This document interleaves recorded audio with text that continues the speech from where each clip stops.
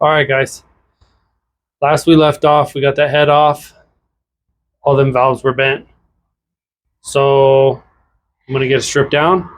We'll get it over to the machine shop. We'll get some parts ordered. In the meantime, we'll start taking apart all that timing area, get to those timing chains. And then when the new parts show up, start getting the timing chains back together. We'll get the head back on there. So I don't know how far we're going to make it in this video. Stay tuned. Let's get to work. Woo!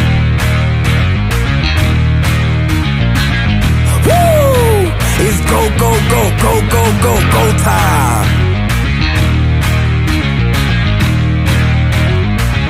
Tick, tick, boom. Get to work. We interrupt your regularly scheduled broadcast to bring you a lesson on the neutral safety switch. If you guys remember when we first bought the silver car, I told you I had a starting issue, and I kind of showed you guys, you put it in, you turn the key. I didn't hear the fuel pump kick on. We can test that. That's pretty easy. But when you turn the key to try and start it, it wouldn't do anything in park. The night that I bought the car, when the guy wasn't around, I had to do a quick check just to see if I was going to have major computer issues or if it was something simpler. So a car with an automatic transmission has a safety override, so you can't start it while it's in gear. Manual transmission cars, they put them on the clutch, so you have to push the clutch in. Newer cars.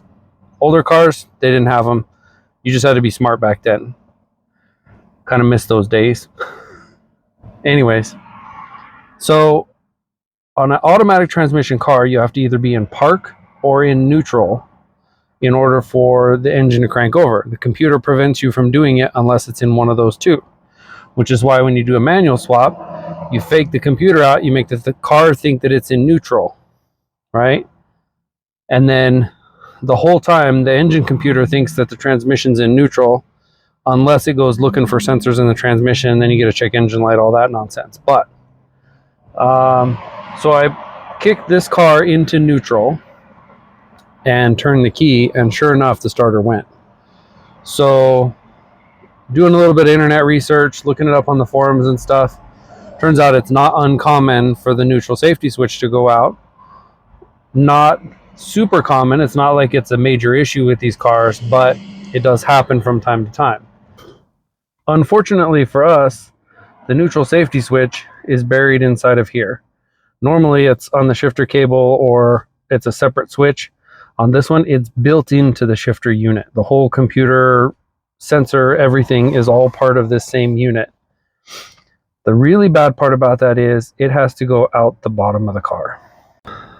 In order to send that out the bottom of the car, like we have to, in order to get to that unit, all of the heat shields underneath where the exhaust pipe ran have to come out, which means that all of the other shields underneath of the bottom side of the car have to come out.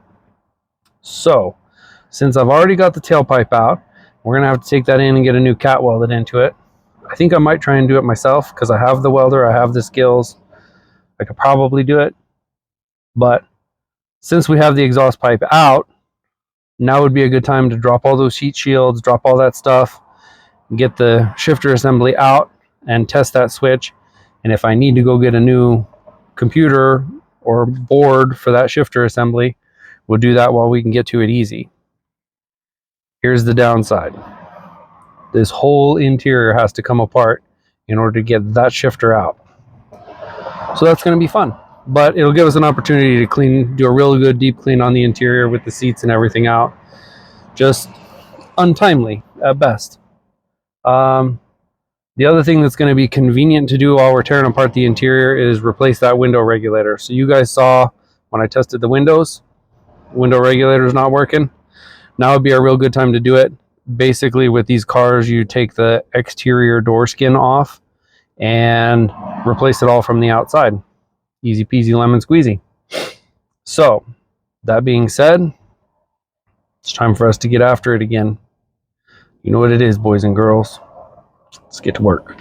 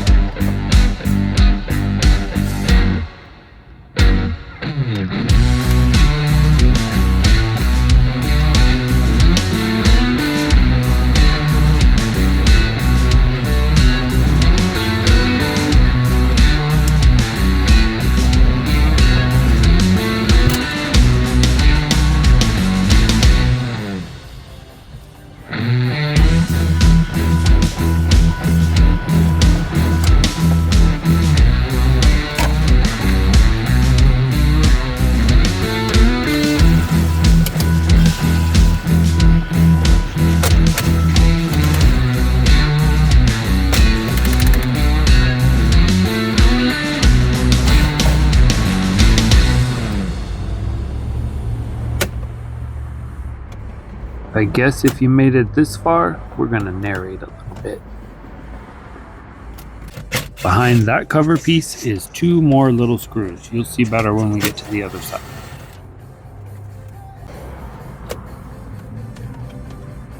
Get these 2 screws up in here.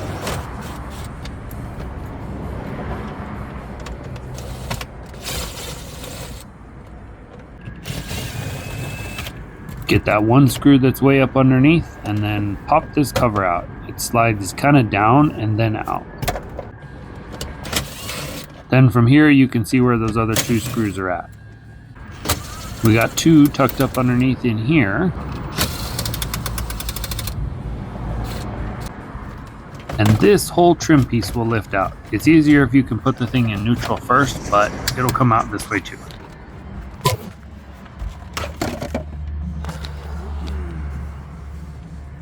From here, remove the main feed duct for the rear air conditioning, and then this piece will lift right on out.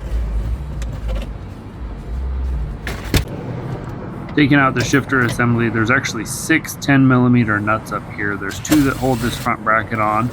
You get those first. There's 2 in the back right here, and then 2 more in the front that were up underneath of that bracket. Lift the bracket out of the way and you can see them.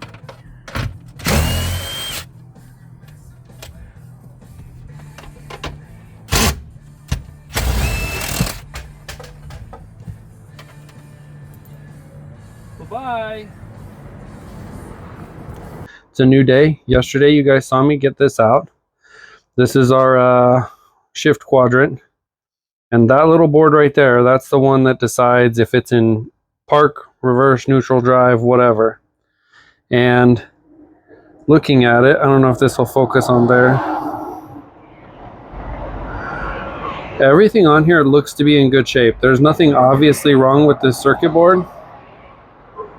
So I'm gonna have to go through and do a little bit of testing on it and see if there's some tests I can do real quick, kind of to tell me if it's detecting like it's supposed to. So